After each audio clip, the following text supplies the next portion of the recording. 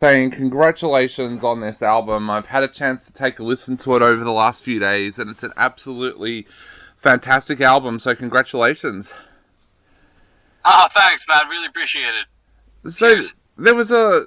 There felt like there might have been a lot of pressure on you guys with this album because the EPs had done so well and everybody was so eagerly anticipating the album. What were you guys thinking going into the album, and did you feel any of that pressure? Uh, no, is a short answer. Yeah, I mean, yeah, it was just a matter of the good thing with Novacrow is that it's just a venture for us to kind of do whatever the fuck. Sorry, can I swear? yep. It's just a great venture for us to do whatever the fuck we want. So uh, for us, it was just a matter of like, oh, we should release an album soon. We kind of ignored all the, any sort of other pressures from, fans or whatever. Not that their opinion doesn't matter or anything like that, but it's just the timing felt right for us to do an album. And success is subjective, so I appreciate you saying that, telling me that we had success with our EPs, but obviously we're still very much a struggling band. So, Yeah. yeah, to us it never felt like success. It's just like, it's just the next step. Yeah. It's just the next thing we want to do. Does that make sense? Yeah, so did you have a sit down and talk about what you wanted from this album? Like, did you guys have any goals in place when it came to how you wanted the album to sound or anything like that? No, it was a bit of an interesting sort of trajectory for us because we decided to do the album in around January 2020, and we've been touring consistently up until then, and we said, all right, let's stop let's put a hold on live shows unless they're, we get particularly great offers, and focus on writing an album. And then the pandemic hit. If like 2 or 3 months after that, everything, the whole lockdown situation happened. And it gave us all the time we needed to just do pretty much just that, exactly what we wanted to do. We all get along so well, and we all kind of within the band. It's yeah. There's no pressure to write something specific. Yeah. It just felt like we want to write music that we enjoy listening to, and that we would enjoy playing live as well. Yeah. So let's just focus on that. Let's not focus, too much on, being a certain sound, or let's not worry about sounding too different from our previous releases. Let's just write exactly what we feel is sort of relevant for us at the time.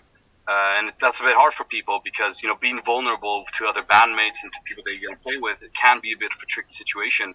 But for us, because we've known each other for so many years, and we understand each other so well, and we are like really good friends, it was kind of easy for us to be like, you know what, today I feel particularly vulnerable. I want to write something that's more heartfelt, that that I would like to take forward.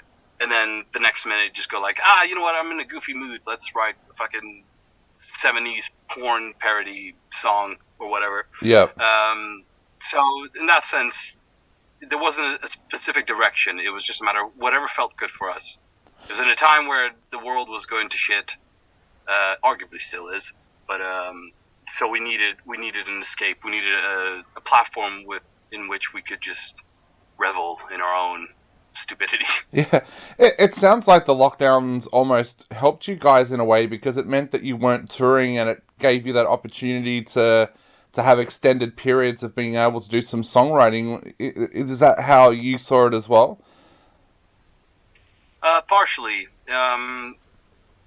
because we were planning on doing that anyway. So Yeah. the songwriting element of it didn't actually take too long. I think we started writing the songs around, maybe March 2020, and we actually finished the demos at about around September 2020.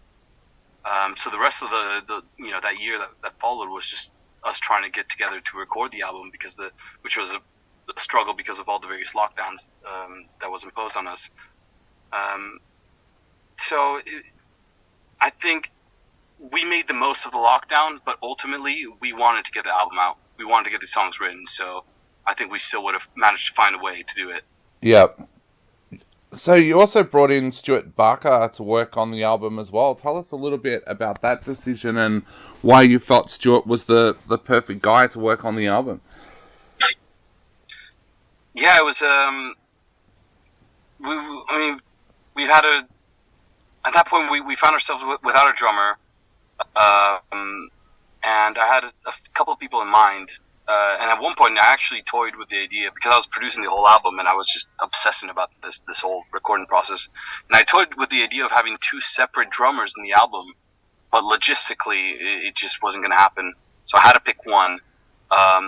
And we've played with Scare Tactics once, maybe twice. Never actually met Stuart Barker up until the moment I decided to message him, really. And the reason I went with him was because his work with Scare Tactics is really good. It's excellent, and from the videos that I saw, he was a heavy hitter. And, I needed someone that I felt like could just whack the shit out of the drums, essentially. Yep. And we, fortunately enough, we got along really, really well. Within the first time we met, he had learned the songs instantly. I knew they weren't going to be too hard for him, because obviously Scare Tactics is slightly more, progressive in that kind of sense. Well, our stuff was going to be easier for him. So I knew he was going to be able to do it, but just there was something about the way his playing translated through his drum kit that kind of resonated with me and with the vision I had production-wise for this album.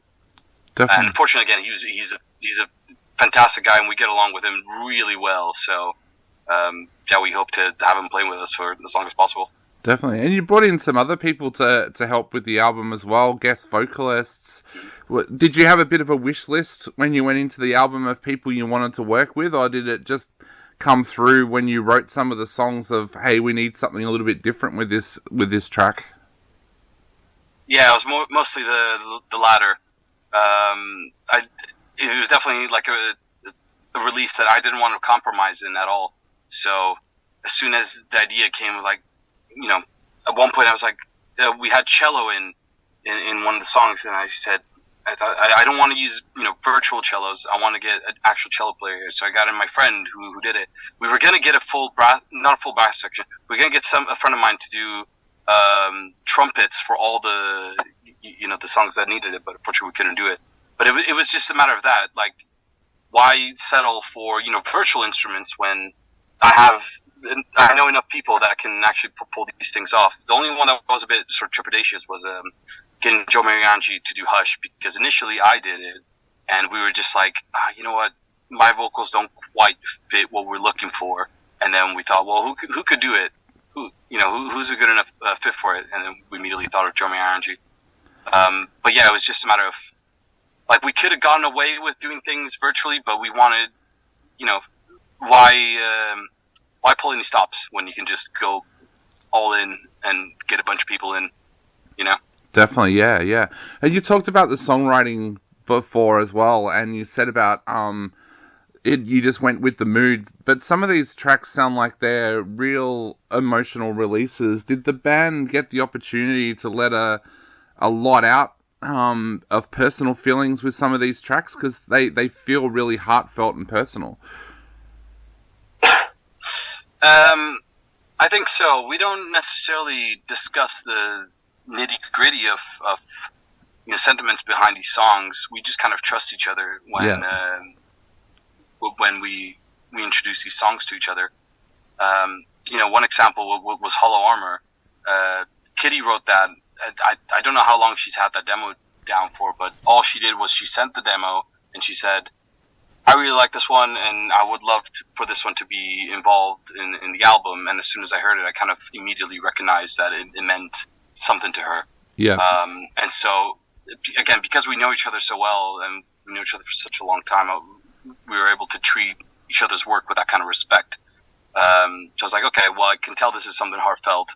So what can I do with this production-wise? And likewise, there was one song, My Virtues, for example. I wrote that one. It was kind of a bit went into it, but I sent it to them, telling them, hey, make any changes you want with this, but I think they kind of had the same feeling of like, oh, I think Freddie kind of really is into this one, and it sounds good, so let's leave him to it. I think Kitty just changed a few of the lyrics, and that's pretty much it, really.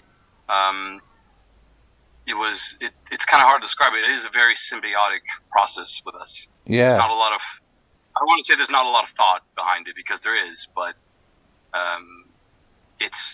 we all understand where we're coming from when we write these songs. Yeah. So we were able to respect that. Well, the result is a very, very special album, and I guess the next question now is, where to now for the band? What are the plans for the next few months and going into next year? I mean, aside from the usual, world domination and opening up our own brothel, the short answer is we don't quite know. We got a few shows planned for these next few months. We're gonna do a massive album launch party here in our hometown, Liverpool. That's gonna be awesome. And then we don't know. Again, the thing that people don't tell you about being in a band is it's a lot of running around like headless chickens. Yep. No matter what anyone tells you, no one's got a clue what the fuck they're doing. We're no exception. We're just a bit more, because we all kind of love how this album came out. We're all a bit more, not precious about it, but we're more aware of what our worth is now. Yeah. If that makes sense. Definitely. Well, so we're just hoping to fucking tour everywhere we can. Yep. Possibly. Well, we're going to play Hollow Armor and Daybreak back to back on our show now. So what would you like to say to all of the listeners? What would you like to say to all the listeners out there, not only before they listen to these two amazing tracks, but before they go out and listen to the album as well? All right, before you listen to these tracks, get your tissues ready, because some serious tears are coming your way. Maybe some ejaculating, potentially, because these songs are dope. And before you listen to our album, go in just blind, expecting absolutely nothing, and hopefully you'll be pleasantly surprised. And if you're disappointed, then give us a message, and we will probably not give you your money back, but we'll at least take the feedback on board.